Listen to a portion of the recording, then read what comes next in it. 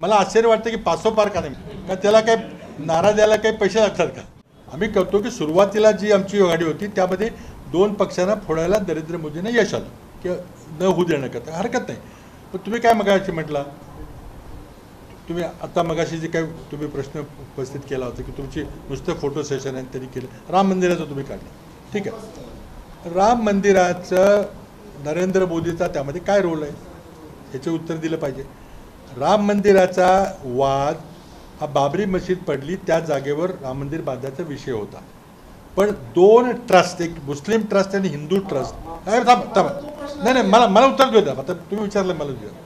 तर तिथं तो वाद होता. 4 किलोमीटर अंतरावर एक जमिनीचा वाद निर्माण झाला. सर्वांनी निर्णय घेतला की तिथं कोर्ट जो निर्णय दिला तो आम्ही मान्य करतो. कोर्टाने निर्णय दिला. 2 खाजगी लिटिगंट होते, त्याच्यापैकी हिंदू ट्रस्टला ती जागा दिली.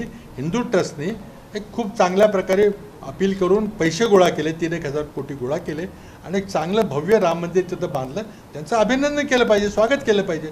पण नरेंद्र मोदीचे यामध्ये काय दोष आहे, त्यामध्ये काय फुशारकी मारतायत तुम्ही? उलट तो एक धार्मिक होती बाब, त्यामध्ये शंकराचार्य असतील किंवा तिथले धर्मगुरू असतील त्यांचे हाताने करायला पाहिजे होतं. राम मंदिर अजून पूर्ण झालेलं नाही, 4 वर्ष अजून आहेत, 3 वर्ष आहेत, तरी तुम्ही त्या मूळ मूर्तींची पूजा होती त्या सोडल्या, नवीन मूर्ती आणल्या आणि तिथं तुम्ही शंकराचार्यांना बोलतोय पॉलिटिकल कार्यक्रम केला नरेंद्र मोदींच्या दबावामुळं. माझा नरेंद्र मोदीला सवाल आहे की राम मंदिर उभं राहिलं, आम्ही स्वागत करतो, तुमचा त्यात काय रोल आहे सांगा? तुम्ही सुप्रीम कोर्टात दबाव टाकला, पण तुम्ही फक्त फित कापायला गेला, तुम्ही फक्त तिथं प्राणप्रतिष्ठा करायला गेला, फक्त राजकारण करायला गेला. वाटेल ती सूचना आली, नरेंद्र मोदींनी नोटबंदी केली, विचार केला पाहिजे. तो एक पर्याय होता, आमच्यासमोरही होता.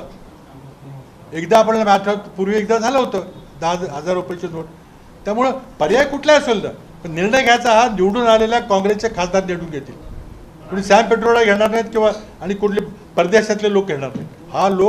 हा निर्णय जो काही निर्णय घ्यायचा आहे तो या लोकसभेला निवडून आलेले खासदार ते आपल्या बहुमतानं नेता निवडतील आणि ते मंत्रिमंडळ तो निर्णय घेईल, त्याला तो पूर्ण अधिकार आहे. अमित शहाकडे काहीतरी जादूचा हे असलं पाहिजे की राहुल गांधीच्या डोक्यात काय आहे, खडगेंच्या डोक्यात काय, माझ्या डोक्यात काय, प्रणितीच्या डोक्यात काय, त्यांना कळत असलं पाहिजे.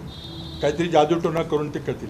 आमच्या जाहीरनाम्यात मंगळसूत्राचं काय लिहिलेलं आहे, खाजगी संपत्तीचं दागिन्याचं ऑडिट करू म्हणून म्हटलेलं आहे. कुठं म्हटलं दाखवा जरा. काँग्रेसचा जाहीरनामा ज्याबद्दल खरं म्हणजे वेगळी पत्रकार परिषद घेतली पाहिजे, इतका उत्कृष्ट जाहीरनामा आहे. आम्ही अंमलात येतील अशी आश्वासन दिलेली आहेत आणि आम्ही करून दाखवलेलं आहे. इथून लांब नाही, कर्नाटक राज्यात तुम्ही रोज जाता येता. कर्नाटक राज्यामध्ये 5 गॅरंटी आम्ही दिल्या होत्या, 5ही पूर्ण केल्यात का नाही तुम्ही मला सांगा. त्यामुळे आम्ही जो जाहीरनाम्यामध्ये आश्वासन दिलेलं आहे, आता मोदींनी कदाचित अमित शहानी वाचला नसेल किंवा वाचून घ्यावा कोणाकडून तरी, त्यातलं कुठले आम्ही आश्वासन दिले, दागिन्याचं ऑडिट करणार, मंगळसूत्र घेणार म्हणून कुठं किती बोलताय? 2017 गुजरात विधानसभा 150 लाएंगे आल्या 99, छत्तीसगड 50 आएंगे आल्या 15, मध्य प्रदेश 2018 200 पार आल्या 100, 19 हरियाणा 75 पार 35 आल्या, दिल्लीमध्ये 45 पार आल्या 8, तामिळनाडूमध्ये 118 येणार आल्या 4. किती सांगू तुम्हाला, बंगालमध्ये 200 पार आल्या 77. त्यामुळे 400 पार काय, मला आश्चर्य वाटतं की 500 पार का नाही का त्याला काही नारा द्यायला काही पैसे लागतात का? गुजराती लॉबीवर काय बोलणार नाही, पण मताच्या टक्केवारीमुळं निवडणूक विश्लेषकांचं म्हणणं असं आहे की सत्ताधारी पक्षाकरता ते हानिकारक आहे. मग आम्ही तर आमच्या जाहीरनाम्यात सांगितलं की GST 2.0, GSTमध्ये ज्या त्रुटी आहेत त्या मी दुरुस्त करू असं जाहीरनाम्यातलं आमचं आव्हान आहे. तुमच्या उमेदवारीमुळे मोदींना डायरेक्ट फायदा होतोय. गेल्या वेळेला सोलापूरची जागा वंचितच्या उमेदवारीमुळे गेलेली आहे, मोदींची जागा इथे निवडून आलेली आहे. प्रकाश आंबेडकरांची वंचितची उमेदवारी नसती तर सोलापुरात काय झालं तर माझ्यापेक्षा तुम्हाला जास्त माहिती आहे.